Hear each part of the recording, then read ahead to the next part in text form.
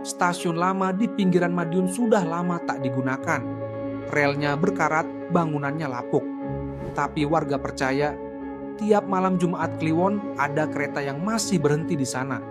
Kereta tanpa masinis dan tanpa suara.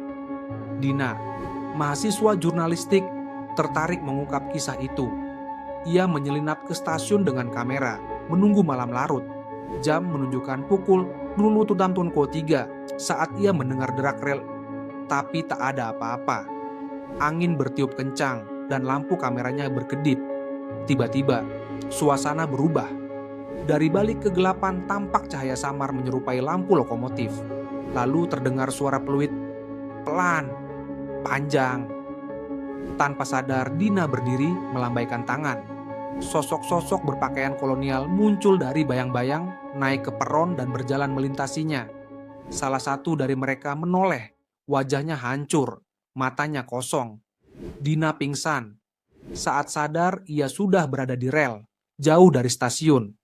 Kamera merekam dirinya berjalan sendiri mengikuti sesuatu yang tak terlihat. Sejak malam itu, Dina tak pernah naik kereta lagi. Setiap mendengar suara peluit, ia menjerit, "Aku sudah turun, jangan jemput lagi." Selesai. Jika kamu menyukai cerita ini dan mau mendengar cerita lainnya, jangan lupa follow TikTok, Instagram, dan subscribe YouTube. Ruang Misteri Senja.